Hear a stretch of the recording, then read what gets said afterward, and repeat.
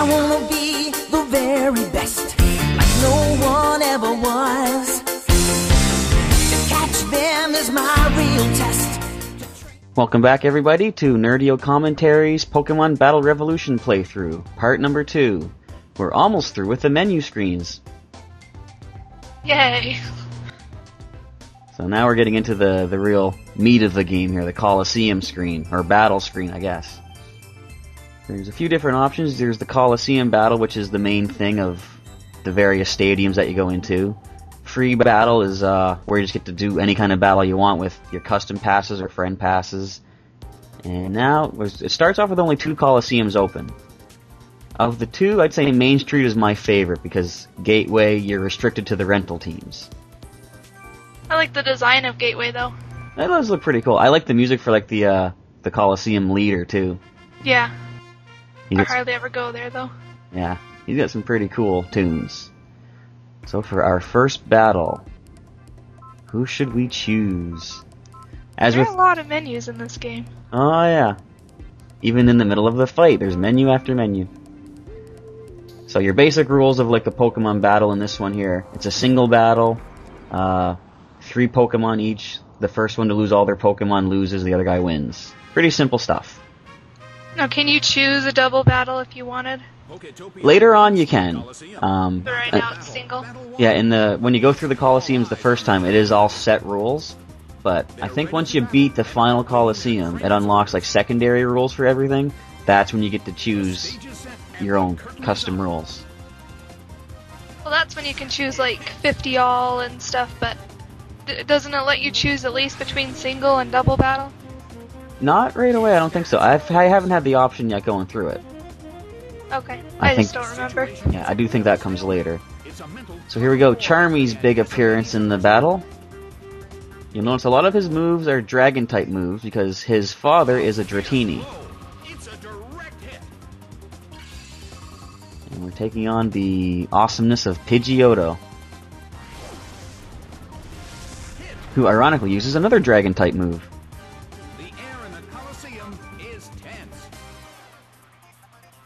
So pretty standard back and forth at the moment here. I got nothing. Yeah, not much to comment on. Of course, you gotta use Flamethrower if you're using a fire type. Yeah, I wanted to point out, there's of course, like, you know, Flamethrower isn't the strongest fire attack there is. Some people go for Fire Blast or stuff like, what's the other one? Blast Burn. Yeah, that is like it's the Hyper Beam form of, you know, fire type. But I don't mind Blast Burn as much, but I don't use Flare Blitz. Yeah, Flare Blitz can be pretty devastating. It's like a fire type, you know, double edge. It hurts your guy pretty bad. Yeah, I don't use recoil moves at all. Yeah, I try not to. Although there are some Pokemon that have the ability that protects against that. Yeah. But yeah, for me, I prefer like accuracy over power. And with Flamethrower too, you have like 10 extra power points as well. Fire Blast, you only get like 5 Fire Blasts to use. Chances are 1 or 2 of them are going to miss anyway. Yeah. So far, Charmy's having a pretty good showing, and now he's up against Chimchar. Both starters I've used. Yep. Going through the games. Well, of course, I go through all the games several times, so. Yeah.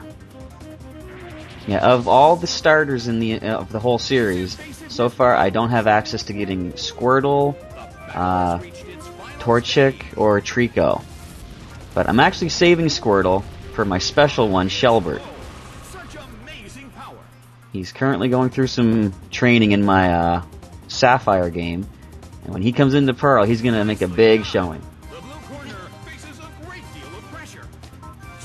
Yeah, I have the thought that right now, once you send a Pokemon up into Pearl or Diamond, you can't send them back, so what I'm doing in Sapphire is getting them every ribbon I possibly can.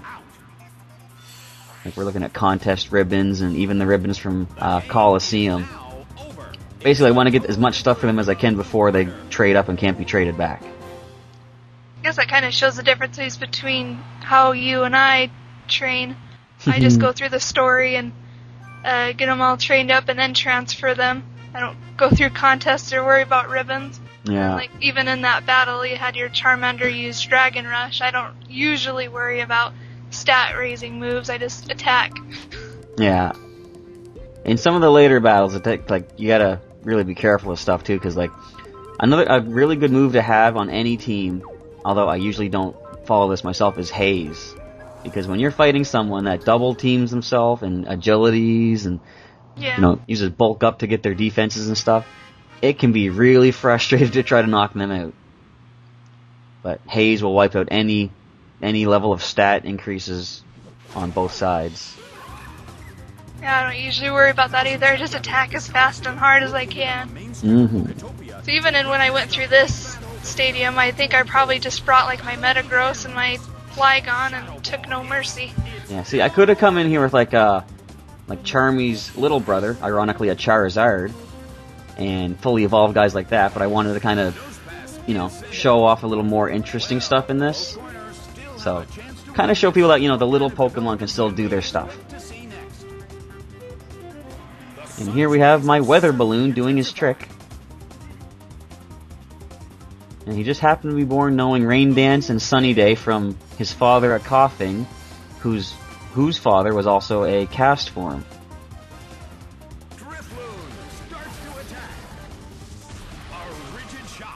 The battle continues. I'm a little leery about using a flying type against a rock type, as you can see. However, I have confidence in my Pokemon. I have faith in the heart of the... well, not cards, but... another Shadow Ball, and with its lowered special defense, that should do the trick. There we go.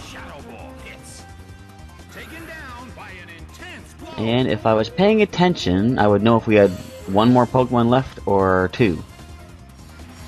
Well, we still have like a minute of video. Yeah. But these Lombres can take a while. I just noticed too, my Drifloon here, he actually does have Haze. So what I was saying earlier about having a team of Hazers, which I normally don't do, I was a complete liar. So there we go with Water Sport, which means fire attacks are no longer as effective against this thing, but really, who would use fire on a Lombre? You don't want to use like a fire move from your little Drifloon there? Nah, because I don't really want to break the laws of physics. Not really? I'd rather play with just regular Shadow Ball. I believe this is the final hit of the match.